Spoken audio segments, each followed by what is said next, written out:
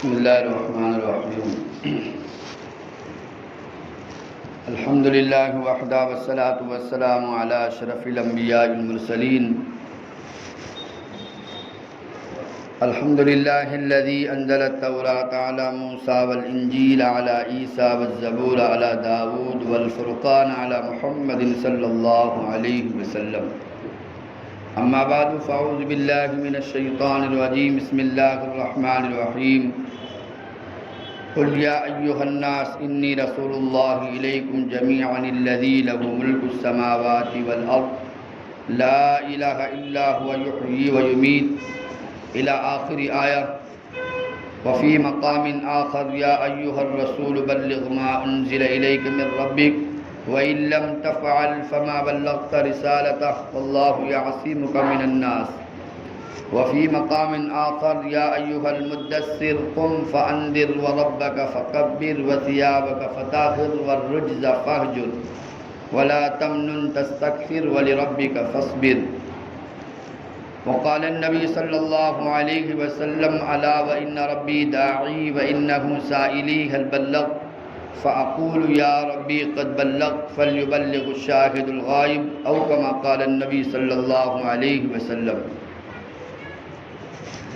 میرے محترم بزرگوں دوستو، اللہ کے فضل سے آج 10واں روزہ ہے اور اس سیرت النبی کی 10ویں قسط بھی ہے،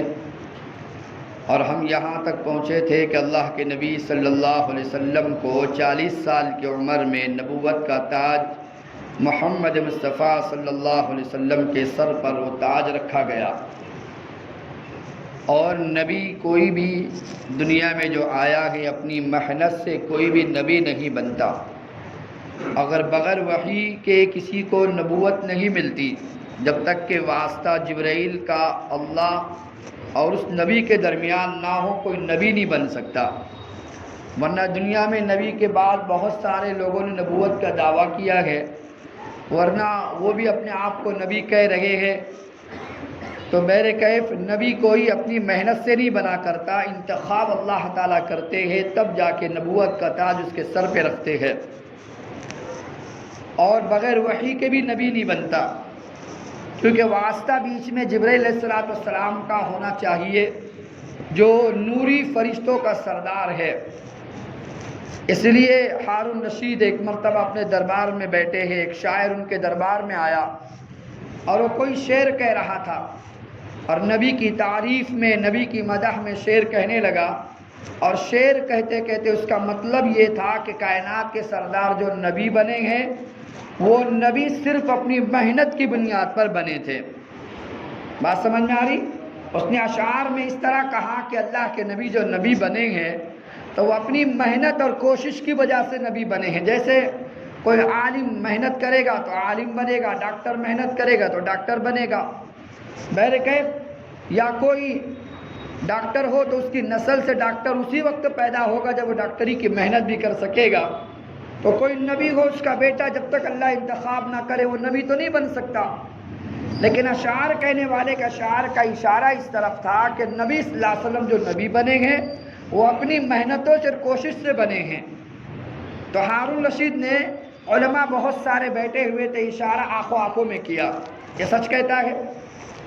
تو علماء نے سر کا اشارہ کر کے کہا کہ یہ اشعار بھی غلط کہہ رہا ہے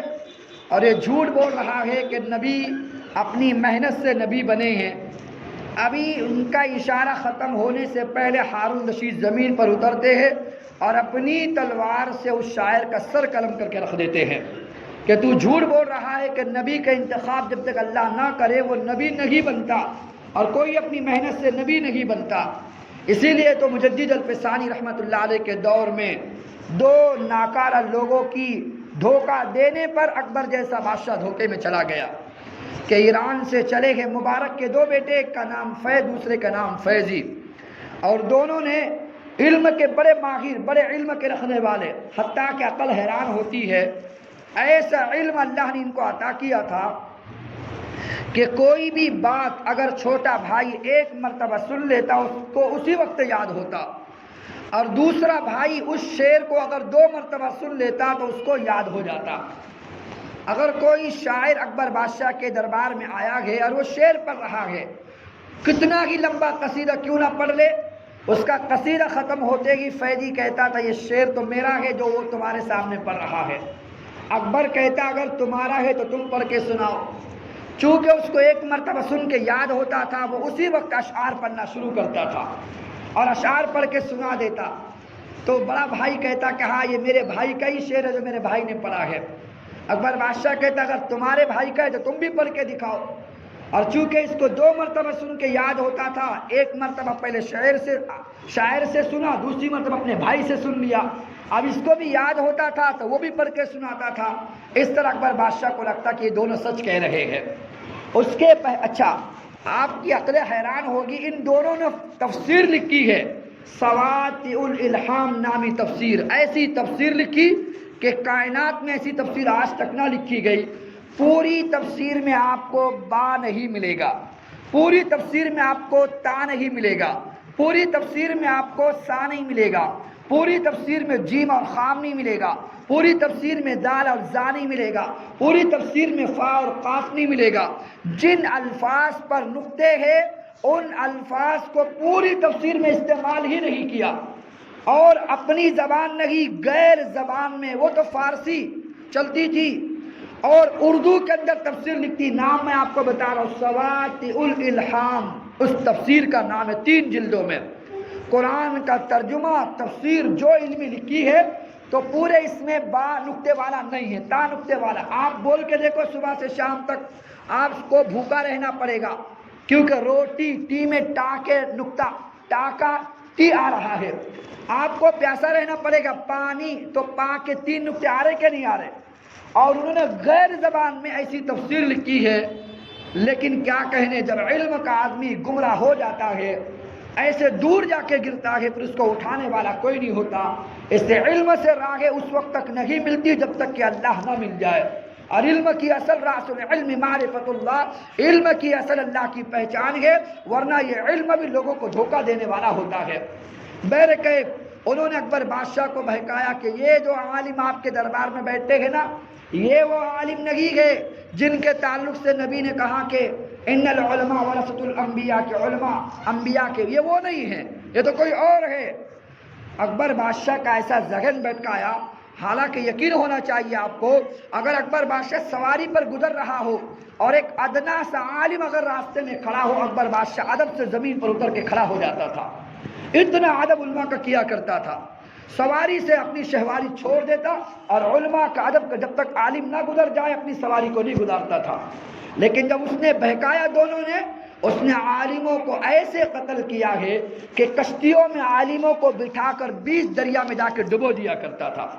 اور ایسا دونوں نے بہکایا کہ بادشاہ آپ تو بڑے ہیں اور آپ کی جو بات ہے وہ جیسے اللہ کی بات مخلوق پر چلتی ہے، آپ کی بات بھی رعایت پہ چل سکتی ہے۔ ایسا بہکایا کہ ایک مرتبہ اکبر بادشاہ سو رہا تھا تو فیضی کہنے لگا حضرت آپ سو رہے تھے اور وہی کا فرشتہ آ کے وہی دے کر آپ کو گیا ہے، یہاں تک مجھے آپ کو پہنچانا تھا، لہذا وہی کا فرشتہ آیا تھا اور اس نے وہی آپ کو سنا گیا ہے، اور آپ سو رہے تھے تو میں نے سن لیا۔ کہا کہ کیا سنا ہے؟ وہ کہہ رہا تھا یا ایھا البشر لا تذبحوا البقر ان تذبحوا البقر فمأواکم السقر۔ کیا مطلب؟ اے اکبر بادشاہ یاد رکھنا، تو نے گائے ذبح نہ کرنا، اگر گائے ذبح کیا تو جہنم کی وادی میں پھینکا جائے گا۔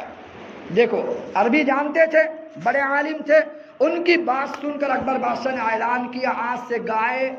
کوئی نہیں ذبح کرے گا، اور مسلمان کی بیٹیاں ہندوؤں کے گھروں میں، ہندو کی بیٹیاں مسلمانوں کے گھروں میں، اور جو دین الہی اس نے پیدا کیا ہے ان دونوں کے کہنے پر کہ انہوں نے کہا کہ آپ کا مقام بڑا ہے، آپ کے دربار میں کوئی آئے تو سلام نہ کرے بلکہ آپ کو سجدہ کرے، اور جب جو آتا بادشاہ کے دربار میں تو وہ سجدہ کر کے اکبر بادشاہ کو داخل ہوتا تھا۔ لیکن آپ کو پتا ہونا چاہیے جب یہ دونوں مرے ہیں تو بغیر توبہ کے، بغیر کلمے کے دنیا سے گئے ہیں، اللہ نے ان کو کلمہ تک نصیب نہ کیا۔ تو میں آپ سے عرض کرنے لگا ہوں، بغیر اپنی محنت اور کتنی ہی جد و جہد کر لے کوئی آدمی نبی بن سکتا ہے؟ وہ تو انتخاب اللہ کرتے ہیں۔ تو بہرکیف اللہ تعالیٰ نے جناب رسول اللہ صلی اللہ علیہ وسلم کا انتخاب کیا، کیوں نہ کیا؟ کہ ابو ہریرہ پوچھ رہے یا نبی اللہ آپ نبی کب بنے؟ تو نبی کا جواب ہونا چاہیے تھا 21 رمضان پیر کا دن 40 سال اور 6 مہینے 12 دن، یہ نبی کا جواب ہونا چاہیے تھا قمری اعتبار سے۔ شمسی اعتبار سے جواب ہونا چاہیے تھا 39 سال 6 مہینے 22 دن 1 اگست اور 610 عیسوی میں نبی بن گیا۔ لیکن جب ابو ہریرہ نے پوچھا، بخاری کی روایت ہے، متی وجبت لک النبوہ، آپ نبی کب بنے ہیں؟ تو نبی کہہ رہے کنت نبیا بین آدم بین الروح والجسد، ابھی آدم کی کہانی شروع نہیں ہوئی اور اللہ نے مجھے نبی بنا دیا تھا، میں اسی وقت نبی بن چکا تھا جب آدم گارے اور مٹی کے درمیان ابھی بیٹھے ہوئے تھے، اللہ نے مجھے نبی بنا دیا تھا۔ لہذا جبرائیل علیہ السلام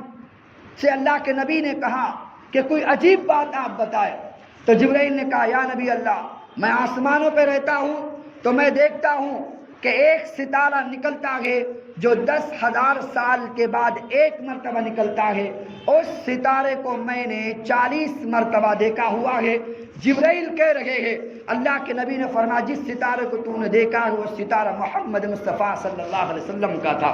اللہ نے وہ مقام اور اللہ نے یاسین کی تلاوت فرمائی ہے، اس زمین آسمان کی پیدائش سے 50,000 سال پہلے اللہ نے یاسین کی تلاوت فرمائی ہے، اور یاسین اللہ پڑھ رہے ہیں، یاسین والقرآن الحکیم انک لمن المرسلین۔ میں آپ کو کہوں آپ تو پیچھے سننے والے کو لگے گا کہ عالم صاحب کے سامنے کوئی بیٹھے ہیں، عالم صاحب اس کو مخاطب کر کے کہہ رہے کہ آپ، اللہ کیا کہہ رہے ہیں؟ یاسین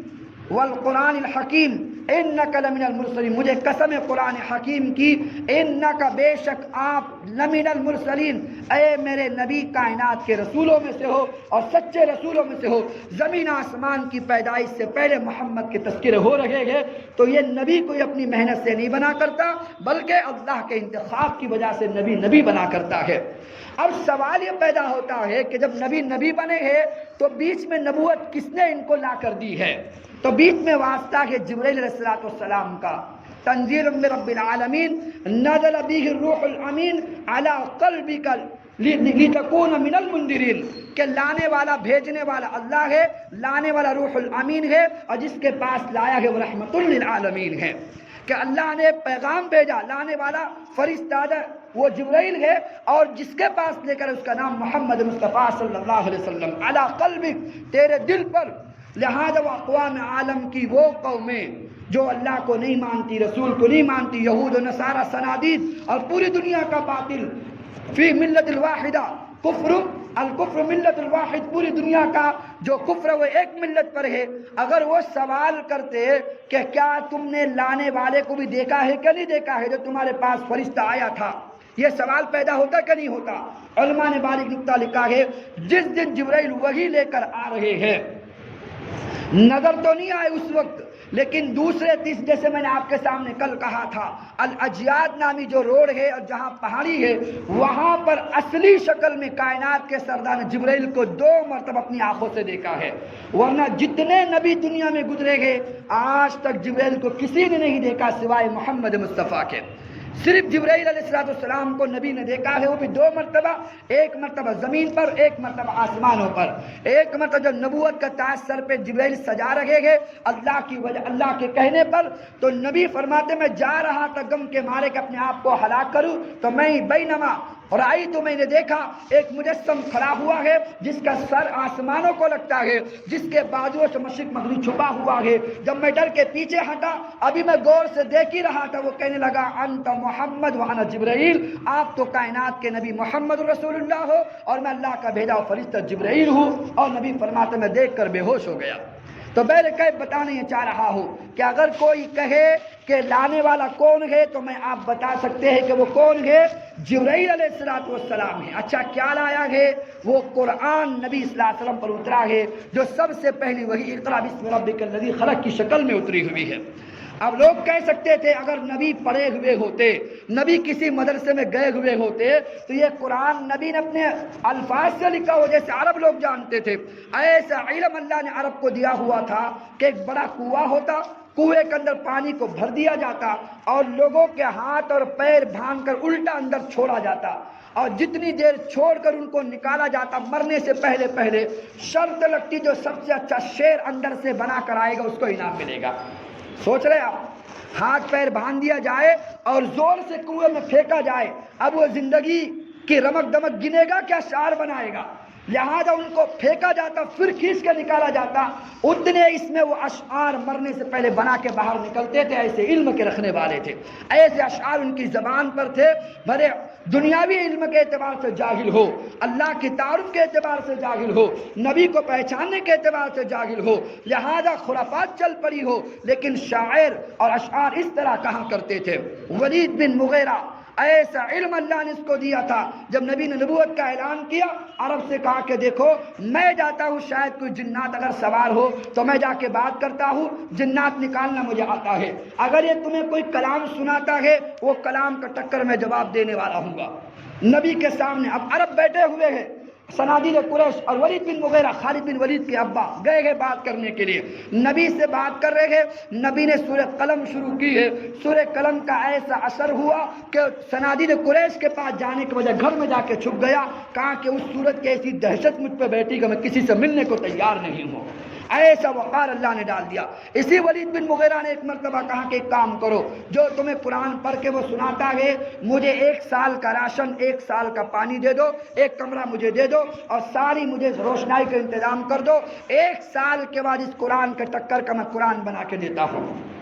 قوم تو خوش ہو گئی، ہم تو یہی چاہتے ہیں۔ 1 سال لگا رہا، 1 سال قرآن بنانے کی محنت کرتا رہا، 1 سال قرآن کو لکھتا رہا اور 1 سال اپنی محنت میں لگاتار لگا رہا۔ 1 سال کے بعد کمرے سے باہر نکلا، ہزاروں ورق پڑے، وہ لکھتا ہے پھاڑتا ہے، وہ لکھتا ہے پھاڑتا ہے، یہ آیت ٹھیک نہیں وہ پھاڑتا ہے، اور سال بھر کی محنت میں اس نے 1 آیت بنائی ہے، سال بھر کی محنت میں۔ اس سے پہلے کمرے سے باہر نہ نکلا، اور کیا آیت بنائی؟ الفیل ملفیل وما ادراک ما الفیل خرطومہ طویل وجسمہ سمین۔ ارے تمہیں پتہ ہے ہاتھی کیا ہے؟ ہاتھی اس کی سونڈ لمبی ہوتی ہے، جسم اس کا بڑا ہوتا ہے، دم اس کی چھوٹی ہوتی ہے۔ یہ اس نے صورت بنائی اور ابھی لے کے نکلا ہے، اب میں عرب میں جا کر کہوں گا اور مجھے انعاموں سے نوازا جائے گا۔ ابھی انتظار میں قوم ہے، چلتے چلتے گزر رہا تھا، نبی کے صحابہ بہت سارے ایمان لا چکے تھے، لہذا ادھر ایک لڑکی، اس کے گھر کی کھڑکی کھلی ہوئی ہے، قرآن اس کے ہاتھ میں ہے، اور لڑکی ننھی منی بچی قرآن کو پڑھ رہی تھی، اور وہ پڑھتے پڑھتے کہنے لگی وقیل یا ارض ابلعی ماءک ویا سماء اقلعی وغید الماء وقضی الامر واستوت علی الجودی وقیل بعدا للقوم الظالمین۔ اس آیت کو پڑھ رہی ہے، اس آیت کی دہشت اس پر ایسے طاری ہوئی، اس نے 1 سال کی محنت کا جو لکھا ہوا تھا وہی پھاڑ پھوڑ کے پھینک دیا، کہا کہ خدا کی قسم اس کلام کا میں کبھی برابری نہیں کر سکتا، اس قرآن کی کون برابری کر سکتا ہے، اس قرآن کا مد مقابل کون لا سکتا ہے، اس میں کون زیر و زبر کو بدل سکتا ہے۔ میرے پاس 2-3 بچے پڑھنے کے لیے آتے تھے، جرمنی وہاں کام انہوں نے کیا ہوا تھا، تو میونخ یونیورسٹی ہے جرمنی کے اندر، اور شان عظمت قرآن پیر ذوالفقار صاحب نے اس میں واقعہ لکھا ہوا ہے۔ وہ بیان کرتے ہیں کہ پیر ذوالفقار صاحب کہتے کہ یہ سارے یہودی پادری اور نصارہ اور بڑے بڑے ان کے عالم جمع ہوئے اس میونخ یونیورسٹی کے اندر، انہوں نے کہا ہماری جو بائبل آج موجود ہے ہم یہ دیکھنا چاہتے ہیں یہ وہی بائبل ہے جو عیسیٰ پہ اتری تھی کہ اس میں تبدیلی ہو چکی ہے۔ اور آپ کو معلوم ہونا کہ عیسیٰ علیہ السلام کے آسمان پہ اٹھائے جانے کے بعد 50 سال، 90 سال، 100 سال، 110 سال، ان 4 مواقع کے اعتبار سے انجیل متی ہے، لوقا ہے، یوحنا ہے اور مرقس ہے، یہ 4 انجیل لکھی گئی ہے۔ عیسیٰ علیہ السلام کے آسمان پر اٹھائے جانے کے بعد اپنے ذہن کے مطابق اور وقت کے نبی کے علاوہ وقت کی کتاب کسی امتی کو یاد نہیں ہوتی تھی سوائے قرآن کریم کے، لہذا انہوں نے سارے میونخ یونیورسٹی میں بیٹھے ہوئے ہیں اور سارے پادری، بڑے بڑے عالم، بڑے بڑے علماء، رہنما، وہ کیا کر رہے؟ تورات کو دیکھ رہے، وہ بائبل کو دیکھ رہے ہیں، اور پورے ملک سے انہوں نے 40 بائبل منگائی، اپنی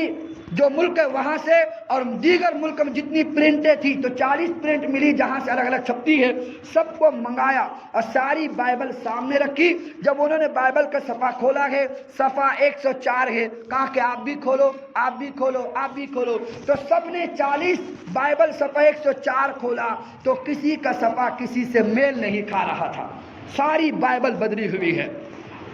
انہوں نے کہا کہ دیکھو اگر ہماری قوم کو پتہ چلا نا کہ یہ بائبل بدل گئی ہے، یہ تو بددین ہو جائیں گے، یہ بددین ہو جائیں گے، تو لہذا باہر کسی کو نہیں بتانا۔ ایک پادری کھڑے ہو کے کہنے لگا کہ ایک کام کرتے ہیں، جیسے ہماری بائبل بدل گئی ہے تو ایک نبی بھی تو آیا ہے جس کو محمد رسول اللہ صلی اللہ علیہ وسلم کہتے ہیں، اس کا قرآن بھی اترا ہے، جیسے ہماری بائبل بدلی ہے اس کا قرآن بھی بدل گیا ہوگا۔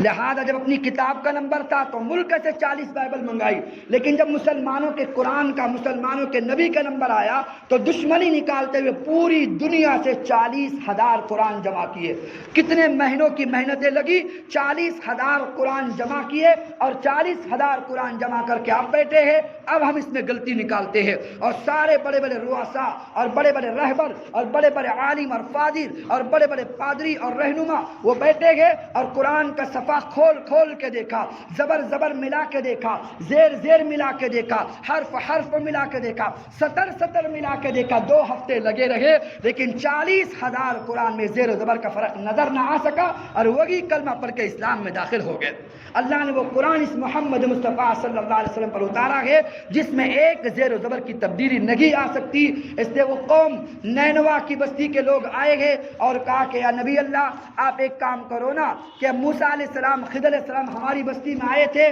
قرآن ہماری تذلیل کر رہا ہے۔ فَأَبَوْا أَن يُضَيِّفُوهُمَا، کہ وہ بستی میں گئے تھے، عرب کا دستور ہے کہ مہمانوں کی مہمان نوازی کرنا، وہ تو ہر کسی کی مہمان نوازی کرتے ہیں، لیکن ہماری قوم کی بدنامی قرآن میں ہے کہ انہوں نے نہ موسیٰ کو پوچھا نہ خضر کو پوچھا علیہم السلام، دونوں کو انہوں نے کھانے کی دعوت نہ دی۔ تو لہذا ابو کا جو نقطہ ہے نیچے کا، آپ اٹھا کے اوپر رکھ دے، دنیا کی جو دولت ہم سے مانگو ہم دولت دینے کو تیار ہے۔ ابو کے معنی ہے نہیں دیا، اتو کے معنی ہے یعنی مہمان نوازی اچھے سے کی ہے، ایک نقطہ یہاں سے اٹھا کے اوپر رکھنا ہے بس۔ تو نبی نے کہا کہ ایک نقطہ نیچے سے اوپر کی دور کی بات رہی، محمد مصطفیٰ پورے قرآن کا ایک نقطہ بھی اپنی طرف سے بڑھا نہیں سکتا نہ کم کر سکتا ہے۔ اللہ نے وہ کلام مجید محمد مصطفیٰ صلی اللہ علیہ وسلم کو عطا فرمایا، تو تینوں بات آپ کے سامنے آ گئی۔ کوئی آدمی اپنی محنت سے نبی نہیں بنتا، دوسرا لانے والا فرشتہ جبرائیل کے بغیر نبی نہیں بن سکتا، تیسرا جو چیز اتری ہے وہ کلام اللہ ہے، جو اللہ کا کلام ہے۔ دنیا چاہ کر بھی اللہ نے اعلان کیا ہے قیامت کی شام تک کہ میرے قرآن کے بدلے وَإِن كُنتُمْ فِي رَيْبٍ مِّمَّا نَزَّلْنَا عَلَىٰ عَبْدِنَا فَأْتُوا بِسُورَةٍ مِّن مِّثْلِهِ، اللہ نے فرمایا کہ جو میں نے اپنے نبی پر قرآن اتارا ہے، قیامت کی شام تک ہم تمہیں اعلان کرتے جیسا کوئی قرآن لا کے تم دکھا دو۔ بہر کیف آپ کے سامنے بات کرنی ہے کہ اللہ کے نبی صلی اللہ علیہ وسلم نبوت مل جاتی ہے۔ اب اللہ کے نبی صلی اللہ علیہ وسلم کو جو نبوت ملی ہے اس کا سب سے بڑا منشا ہے لوگوں کو جا کے تبلیغ کرنا، اور ان کو بشیر اور نذیر یہ 2 لقب نبی کو ملتے ہیں۔ ایک بشیر یعنی ڈرانے والا، بشیر یعنی خوشخبری سنانے والا، نذیر یعنی ڈرانے والا۔ بشیر جنت کی خوشخبری دینے والا، نذیر یعنی جہنم کے عذاب سے ڈرانے والا۔ تو اللہ نے نبی کو بشیر و نذیر بنا کر بھیجا، تو اللہ فرما رہے وَأَنذِرْ عَشِيرَتَكَ الْأَقْرَبِينَ، اب جائیے اپنی قوم میں اللہ کی دین کی دعوت کا پیغام آپ کو پہنچانا، یہ آپ کی ذمہ داری ہے۔ تو اللہ کیا فرما رہا ہے، یا ایھا المدثر قم فانذر وربک فکبر، دثر یدثر تدثیرا کے معنی ہوتے ہیں پرندے کا گھونسلہ بنانا۔ لیکن میری عقل حیران ہے کہ علماء ترجمہ کرتے ہیں اے کالی کملی والے، اے کالی کملی والے، کالی کا جملہ تو کہیں ہے بھی نہیں، یہ قرآن میں تحریف ہے جو وہ بتا رہے ہیں۔ جو بھی ترجمہ کرے گا یا ایھا المدثر، اے کالی کملی والے اٹھیے، اگر ترجمہ کرتا ہے تو وہ قرآن میں رد و بدل کرتا ہے، قرآن میں تحریف کرتا ہے۔ اللہ کے نبی خدیجہ کے گھر میں بیٹھے تھے، یہ چادر پیر پہ پڑی ہوئی تھی، تفسیر میں ملتا ہے چادر پیر پہ پڑی ہوئی تھی، اچانک جبرائیل آئے اور فرمایا یا ایھا المدثر، اے چادر والے اٹھیے۔ آ رہی بات سمجھ میں آپ کے؟ وہ کالی کملی اور کالی چادر کا کہیں جملہ آپ کو نہیں ملے گا، یہ اپنی طرف سے بڑھایا ہوا جملہ ہے۔ تو بہرکیف بہت ساری جگہوں پر جس طرح تبدیلی ہو رہی ہے، وہاں ایک جملہ اس طرح سے بڑھایا گیا ہے کہ کالی کملی والے، اس سے بچنے کے لیے احتراز کرنے کی ضرورت ہے۔ بہرکیف اللہ فرما رہا ہے یا ایھا المدثر قم فانذر، اے چادر کو لپیٹنے والے، ٹھیک ہے یہ ترجمہ بنتا ہے، لیکن اس کو دثر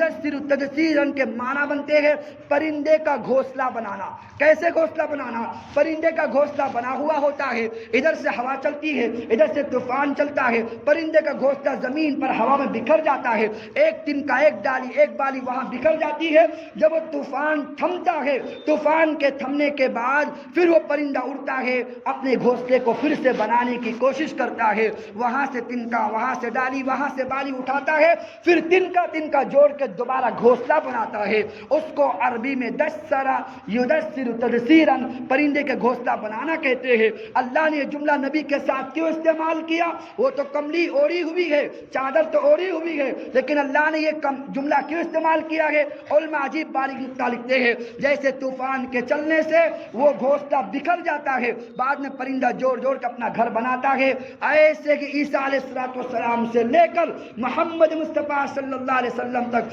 771 سال تک کوئی نبی نہیں آیا، جہالت کا طوفان، بدعت کا طوفان، ظلم و ستم کا طوفان، بے دینی کا طوفان اور ناحق کا طوفان اور کسی کا حق مارنے کا طوفان جو چلا ہے، اس سے پوری کائنات کی انسانیت کا سرادہ بکھر چکا ہے۔ اے پرندے کے گھونسلے بنانے والے، جیسے ساری امت بکھری ہوئی ہے، کوئی ایک بھی اللہ کو سجدہ کرنے والا نہیں ہے، جیسا پرندہ جوڑ جوڑ کے گھونسلہ بناتا ہے، تجھے بھی امت کو جوڑ جوڑ کر ایک امت تیار کرنا ہے، اور تجھے بھی ایسے افراد پیدا کرنا ہے جیسے پرندہ جوڑ جوڑ کے اپنا گھونسلہ بناتا ہے۔ تو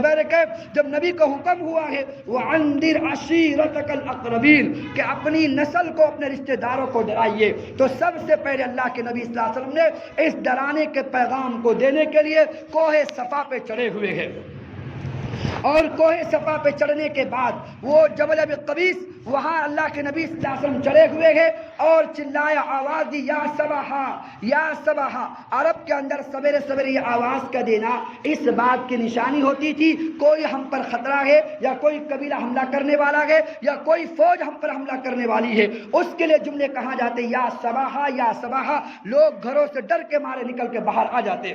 اسی طرح ڈر کے مارے ساری قوم جمع ہو گئی، عرب جمع ہو گئے، قبائل جمع ہو گئے، اللہ کے نبی صلی اللہ علیہ وسلم جبل ابی قبیس پر کھڑے ہوئے ہیں۔ جب سارے آ گئے تو دیکھا کائنات کے سردار آواز دے رہے ہیں یا صباحا یا صباحا۔ جب سارے قبائل آ گئے، بنو ہاشم ہے، بنو زہرہ ہے، بنو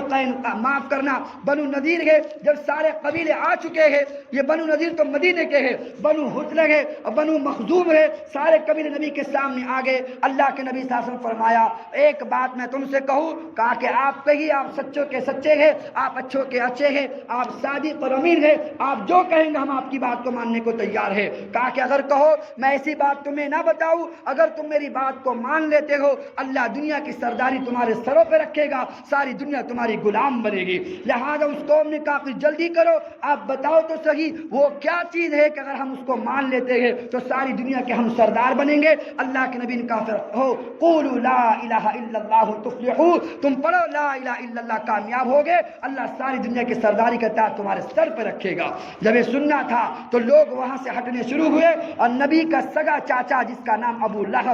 لہب کیوں کہتے ہیں؟ آگ کا شعلے کا باپ، اس کا چہرہ اتنا حسین تھا جیسے شعلہ جلتا ہے، ابو لہب کا چہرہ اتنا حسین تھا، اس لیے اس کا نام اس کا اصل نام عبد العزیٰ تھا، اس کا نام ابو لہب اس لیے پڑا کہ آگ کے انگاروں کی طرح چمکا کرتا تھا، اس کے لوگ اس کو ابو لہب کرتے تھے۔ لہذا ابو لہب نے سب سے پہلے کہا الہذا تبت لک یا محمد الہذا جمعتنا، اے محمد نعوذ باللہ تیرا ناس ہو، کیا تو نے ہم کو اسی لیے جمع کیا کہ تو یہ پیغام ہم کو دے کہ اللہ کے سوا کوئی معبود نہیں اور ہم 300 سال خدا کو چھوڑ دے۔ سب سے پہلا پتھر اگر کسی نے مارا ہے تو سگے چاچا نے اٹھا کے مارا ہے۔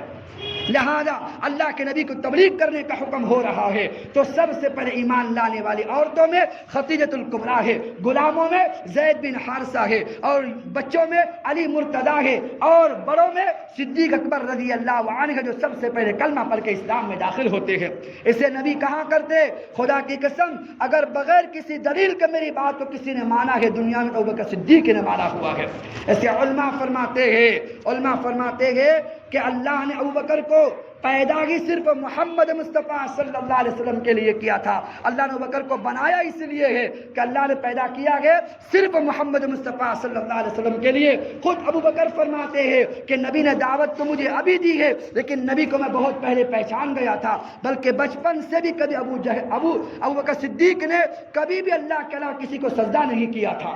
اللہ کے علاوہ کسی کے سامنے ماتھا نہیں ٹیکا تھا۔ لہذا مرقات المفاتح شرح مشکات المصابیح پہلی جلد مناقب ابوبکر صدیق رضی اللہ عنہ ملتا ہے۔ امام حجر اسقلانی رحمۃ اللہ علیہ فرماتے ہیں، ابوبکر صدیق فرماتے ہیں، یہ حدیث روایت کرتے ہیں بخاری کے اندر، اور یہ واقعہ خود ابوبکر صدیق بیان کرتے، یا نبی اللہ جب میں چھوٹا تھا اور میرے باپ ابو قحافہ بڑے سلیم الطبع انسان تھے، میرا ہاتھ پکڑا ایک مرتبہ اور کہا کہ چلو میں تمہیں خدا سے مانگنے کا طریقہ سکھاتا ہوں۔ میرا ہاتھ پکڑ کر لے کر چلے گئے اور چلتے چلتے لے کر جا رہے ہیں اور مجھے اپنے بت خانے میں لا کے بٹھا دیا، جہاں میرے باپ ابو قحافہ کا اصل نام عثمان تھا، ابو بکر کا اصل نام عبداللہ تھا۔ ابو بکر لوگ کہتے ابو یعنی باپ، ابو کے معنی لوگ سمجھتے ہیں باپ، ابو کے معنی باپ کے نہیں ہے، ابو کے معنی ہوتے ہیں پہلا، ابو کے معنی ہوتے ہیں والا اور بکر کے معنی ہوتے ہیں پہلا۔ ابو بکر یعنی ابو حنیفہ قلم دوات کا باپ، ابو الکلام کیا بات کرنے والے کا باپ، ابو حنیفہ کیا حنیفہ کا باپ، اور ابو بکر کیا بکر کا باپ، ایسا نہیں ہے۔ بکر کہتے ہیں والے کو اور بکر کہتے ہیں پہلے کو، ابو کہتے ہیں والے کو۔ کیا مطلب؟ وہ پھل جو پہلی مرتبہ سال میں نکلتا ہے اس کو باکورہ کہتے ہیں، جو سال میں پہلی مرتبہ پھل نکلتا ہے۔ جو صبح کی کرنیں صبح نکلتی ہے اس کو بکرا کہتے ہیں، جو پہلی کرنیں نکلتی ہے۔ ایسے ہی وہ لڑکی جس کا پہلا نکاح ہوتا ہے اس کو باکرہ کہتے ہیں۔ باکورہ ہو، بکرا ہو یا باکورہ ہو یا باکرہ ہو، اس کے معنی ہوتے ہیں پہلا، تو بکر کے معنی ہوتے ہیں پہلا، ابو کے معنی ہوتے والا۔ ابو بکر وہ آدمی جو سب سے پہلے محمد مصطفیٰ پہ کلمہ پڑھنے والا ہو اس کو ابو بکر کہتے ہیں، ورنہ اصل نام ان کا عبداللہ تھا۔ لہذا امام حجر اسقلانی رحمۃ اللہ علیہ مرقات المفاتح شرح مشکات المصابیح میں لکھتے ہیں پہلی جلد میں مناقب ابوبکر صدیق رضی اللہ عنہ فرماتے ہیں، ابوبکر نے کہا کہ میرے باپ ابو قحافہ یعنی عثمان بن عامر نے میرا ہاتھ پکڑا ہے اور پکڑ کر لے گئے اپنے عبادت خانے کے اندر، اور وہاں مجھے بٹھا کر کہا یہ تمہارا خدا ہے، اس سے جو مانگو وہ دیتا ہے، جو کہو وہ سنتا ہے، تمہاری فریاد کو پورا کرتا ہے۔ اللہ کے نبی صلی اللہ علیہ وسلم سے کہنے لگے، ابوبکر صدیق جب میرے باپ نے مجھے 2-4 مرتبہ کہا، میں چھوٹا بچہ تھا، بیٹھا ہوا تھا، میرے باپ یہ کہہ کر چلے گئے، لہذا میں اندر بیٹھا ہوا۔ جب میرے باپ چلے گئے تو میرا باپ یہ دیکھنا چاہتا تھا کہ میرا بچہ ابھی خدا سے مانگنا سیکھا ہے کہ نہیں سیکھا ہے۔ میرا باپ بار بار دیکھ رہا تھا، تو جب باپ اس طرف متوجہ ہوا تو میں نے اس خدا سے کہا، اس بت سے کہا، اس پتھر سے میں نے کہا کہ دیکھ میرے باپ نے کہا ہے، ورنہ میں تو نہیں مانتا، میرے باپ نے کہا ہے جو کہو تو سنتا ہے، جو مانگو دیتا ہے، مجھے بھوک بڑی لگی ہے، آئی ایم ہنگری، ٹھیک ہے نا، مجھے بھوک بڑی لگی ہے، مجھے کھانا چاہیے، بس مجھے کھانا دو۔ پھر دوسری مرتبہ میری طرف دیکھو، میں آپ سے کھانا مانگ رہا ہوں اور آپ میری بات نہیں سن رہے، مجھے غصہ آ رہا ہے۔ پھر تیسری مرتبہ دیکھو میں آپ سے کھانا مانگ رہا ہوں، اب کی مرتبہ تم نے کھانا نہ دیا نا تو پھر تمہارا کیا حشر کرتا ہوں۔ تیسری مرتبہ کہنے پر، اور وہ پتھر ہے کیا کہے گا، کیا جواب دے گا، اور وہ کیا نبی صلی اللہ علیہ وسلم کے جو دین جو نبی لے کر آئے ہیں اس کی تردید کرے گا، اور کیا وہ صدیق کو بہکا سکے گا۔ پوری کائنات نبی صلی اللہ علیہ وسلم کو جانتی ہے، مانتی ہے کہ نہیں مانتی ہے۔ وہ پتھر کے خدا نبی کے سامنے، ابوبکر کے سامنے کیا جواب دے سکیں گے، بلکہ اللہ کے نبی صلی اللہ علیہ وسلم بیٹھے ہوئے ہیں، اللہ کے نبی کے پاس صبح سویرے وہی حبل نامی خدا عبداللہ بن لوہی نے جو لا کے کعبہ میں رکھا تھا، وہ چلتے چلاتا ابو جہل کے پاس آیا ہوا تھا۔ ابو جہل نے ایک مرتبہ اپنے حبل نامی خدا سے کہا کہ دیکھو افرائیت من اتخذ الہہ ہوا، بعض تفاسیر میں اس کے ذیل میں ملتا ہے، خصائص کبریٰ پہلی جلد میں ملتا ہے، ایسے ہی دلائل النبوہ میں واقعہ ملتا ہے۔ ابو جہل نے جا کر حبل نامی خدا سے کہا کہ دیکھو ساری زندگی میں نے تھاری مانی ہے لیکن کل کو تجھے میری ماننی پڑے گی، جیسا میں کہوں ویسے کرنا ہوگا۔ کہا کہ کیا کرنا ہوگا؟ کہ کل تجھے چل کے نبی کی شان میں گستاخی کرنی ہوگی۔ اس نے اب اپنے حبل نامی خدا کے سامنے باتیں کر رہا ہے، اس کو دودھ سے نہلا رہا ہے اور امید لے کر کہ کل میرا خدا میرا بھگوان نبی کی شان میں گستاخی کرے گا۔ فجر کی نماز کے بعد نبی نماز سے فارغ ہو گئے، صبح سویرے اس نے اپنے سر پہ خدا رکھا، دوڑ لگائی، دوڑتے دوڑتے آتا ہے نبی کی مجلس میں اور نبی صلی اللہ علیہ وسلم کے سامنے کھڑا ہوتا ہے۔ دور سے آتا ہوا دیکھ کر صحابہ نے پہچانا نہیں، نبی پہچان گئے کہ آنے والا اس امت کا فرعون ابو جہل ہے جو میرے پاس سوال کرنے آیا ہے۔ ابو جہل نبی کے سامنے آتا ہے اور کسی سے بات نہیں کرتا، نبی کی طرف متوجہ ہوتا ہے، سر سے اپنا بھگوان خدا نکالتا ہے، بت کو زمین پر رکھنے کے بعد اللہ کے نبی کی طرف مخاطب ہو کے کہتا ہے، اور اپنے اللہ کے نبی کو مخاطب نہیں کہتا، اپنے حبل نامی خدا کی طرف مخاطب ہو کے کہتا، حبل جلدی کر، نبی کی شان میں گستاخی کر، حبل جلدی کر، نبی کو گالی دے۔ ابھی بار بار کہہ رہا ہے اور صحابہ ٹھاٹے مار کے ہنس رہے ہیں کہ یہ پتھر کا خدا ہے، اس میں کوئی جان نہیں ہے، نفع نقصان کا مالک نہیں ہے، یہ نبی کی شان میں گستاخی کیسے کرے گا؟ ابھی بار بار وہ کہہ رہا ہے حبل جلدی کر، نبی کو گالی دے، حبل جلدی کر، نبی کو گالی دے۔ تو صحابہ فرماتے ہماری حیرت کی انتہا نہ رہی، اس کے بار بار کہنے پر حقیقت میں پتھر کے خدا میں جان پڑ گئی، اس میں جان آئی، وہ حرکت کرنا شروع کرتا ہے۔ اللہ کے لیے کیا مشکل ہے جو اللہ محمد مصطفیٰ کے ہاتھ میں کلمہ پڑھانا کنکریوں کو سکھا سکتا ہے، اللہ کے لیے کیا مشکل ہے؟ اس پتھر کے خدا میں جان پڑتی ہے، وہ ہلنا شروع ہوتا ہے اور ادھر کائنات کے سردار اب بھی مسکرا رہے ہیں اور صحابہ چیخ چیخ کر رو رہے ہیں کہ یہ ظالم نبی کی شان میں گستاخی نہ کر دے۔ نبی مسکرا رہے ہیں، نبی کیوں مسکرا رہے ہیں؟ نبی اس لیے مسکرا رہے ہیں کہ نبی جانتے ہیں کہ پوری کائنات کا وجود جو اللہ نے بخشا ہے صرف محمد مصطفیٰ صلی اللہ علیہ وسلم کے طفیل بخشا ہے، اس پتھر کو بھی وجود محمد نبی صلی اللہ علیہ وسلم کی طرف سے ملا ہوا ہے اور وجہ سے ملا ہوا ہے، لہذا نبی جانتے ہیں جس نبی کا ہاتھ کا اشارہ چاند کی طرف ہو، اشارے سمجھ کے دو ٹکڑے ہوتا ہو، جس کا ہاتھ کا اشارہ سورج کی طرف ہو، اشارے سمجھ کے پلٹ آتا ہو، جس کا ہاتھ کا اشارہ کسی نابینا کی آنکھ پر ہو اللہ بینائی لوٹا دیتے ہیں، جس کا ہاتھ کا اشارہ کسی کوری کے سر پہ ہو اللہ سفیدی ختم فرما دیتے ہیں، جس کا ہاتھ کا اشارہ کسی صحابی کی ٹوٹی ہوئی ران کی ہڈی پر ہوتا ہے اللہ ہڈی کو دوبارہ جوڑ دیتے ہیں، جس کا ہاتھ کا اشارہ کسی صحابی کی پھوٹی ہوئی آنکھ پر ہوتا ہے اللہ کے نبی کے آنکھ پر ہاتھ لگنے کی وجہ سے غزوہ احد کے اندر ابو قتادہ کی آنکھوں کو اللہ پہلی آنکھ سے زیادہ حسین بنا کے دیتے ہیں، اور جس کا ہاتھ کا اشارہ کسی زمزم کے پانی کے پیالے کی طرف ہوتا ہے اس پانی کو 30,000 کا لشکر پی رہا ہے، جس کا ہاتھ کا اشارہ بکری کے تھن پر ہوتا ہے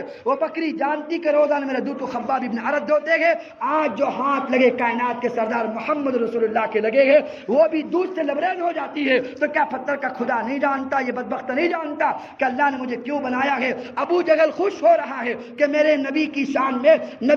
میرا خدا گستاخی کرے گا۔ صحابہ رو رہے تھے، نبی مسکرا رہے تھے، اچانک اس کے منہ سے آواز آتی ہے قد افلح من صدق محمدا وقد خاب من دس محمدا۔ اے ابو جہل سن لے، جس نے اس نبی کی بات کو مانا اللہ اس کو دنیا میں بھی کامیاب کریں گے، اللہ اس کو آخرت میں بھی کامیاب کریں گے۔ اس نبی کو کون نہ جانے؟ تو اللہ کے نبی صلی اللہ علیہ وسلم کے سب سے چہیتے صحابی ابو بکر نے کہا مجھے کھانا چاہیے۔ جب 3 مرتبہ کہنے پر کھانا نہ ملا ابو بکر فرماتے نبی سے، یہ بخاری کی روایت ہے، اپنے بچپن کا واقعہ خود بیان کر رہے، میں باہر نکل کے میں نے پتھر اٹھایا اور اس کی گردن پہ مار مار کے اس کو 2 ٹکڑے کر دیے۔ جب اس کے ٹوٹنے کی آواز میرے باپ کے کان میں پڑی تو دوڑ کر آئے، میرا کان پکڑا۔ ابو قحافہ بڑے حلیم الطبع اور سنجیدہ انسان تھے، بہت کم بولنے والے آدمی تھے اور اپنے قوم کے بڑے مانے جاتے تھے۔ اپنے بچے کا کان پکڑا اور پکڑ کر اپنی اماں سلمہ جن کا نام تھا، نبی نے نام بدل کے ام خیر رکھا ہوا تھا، ان کے پاس اپنی بیوی کے پاس ابو قحافہ جن کا نام عثمان تھا لے کر آئے ہیں۔ اپنے بیٹے ابو بکر کو کہا کہ دیکھو تمہارے بیٹے نے کیا حرکت کی ہے۔ لہذا جب واقعہ سنایا ہے تو ماں مسکرانے لگی، تو کہا کہ میں تم سے کہہ رہا ہوں سلمہ اس نے میرے خدا کو توڑ دیا، تم ہنس رہی ہو۔ کہا کہ چھوڑو میرے بچے کو۔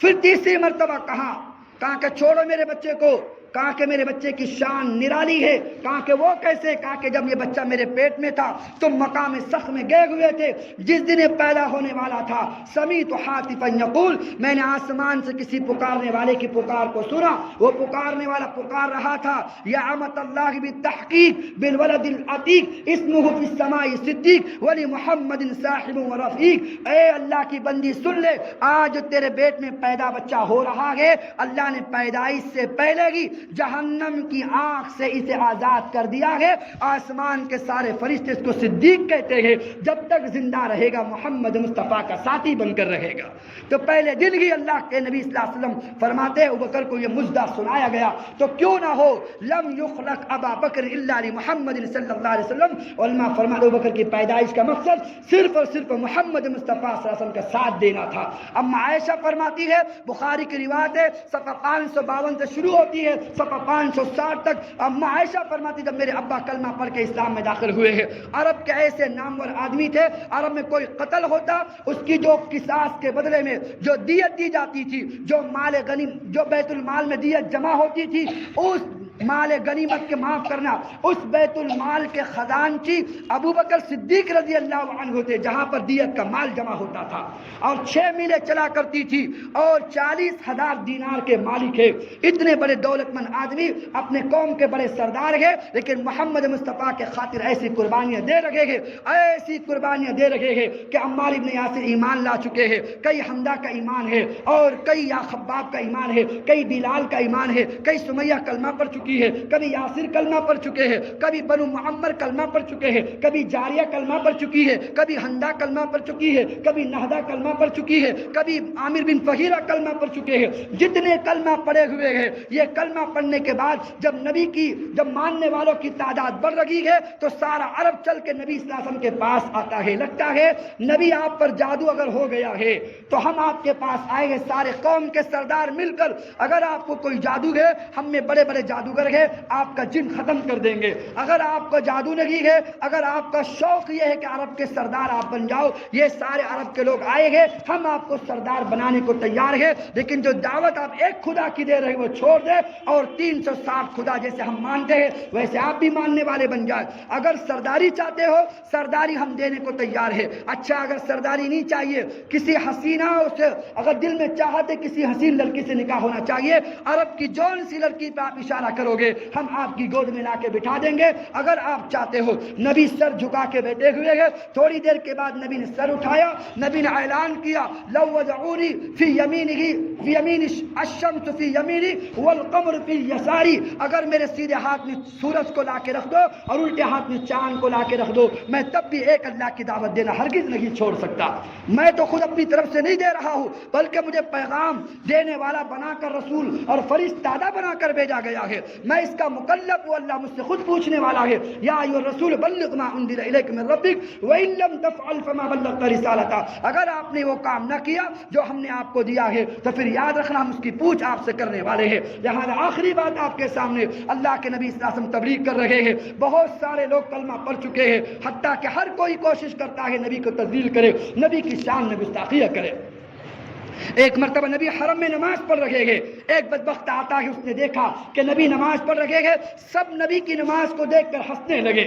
ایک نے آگے بڑھا اور ایک رسی نکالی، نبی کے گلے میں ڈالی اور نبی سجدے میں تھے، اس نے ایسے الٹا کھینچا نبی کو، سمجھ رہے ہو آپ، سجدے میں ہے، گلے میں رسی ڈال کے ایسے کھینچا ہے اور چت کیا ہے اور پھر نبی صلی اللہ علیہ وسلم کو کھینچ رہا ہے۔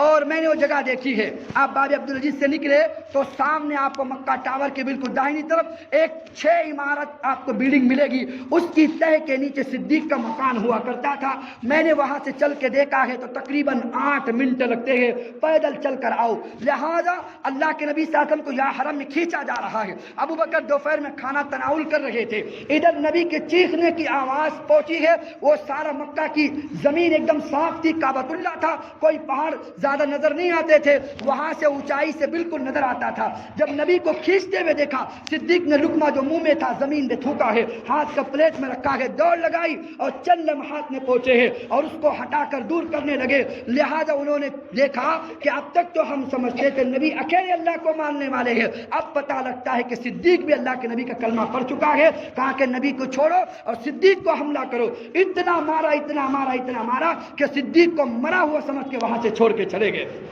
سلمہ فرماتی ہے ام خیر اپنے بچے کی خبر مجھے ہوئی، میں روتے روتے نکلی ہوں اور میں اپنے بچے کو اٹھا کر لائی، اتنا میرے بچے کو مارا ہوا تھا، میں سر میں کنگھی کرتی تھی تو کنگھی کے سارے بال نکل کے کنگھی میں آ چکے تھے، جسم کی ساری چمڑی نکل چکی تھی،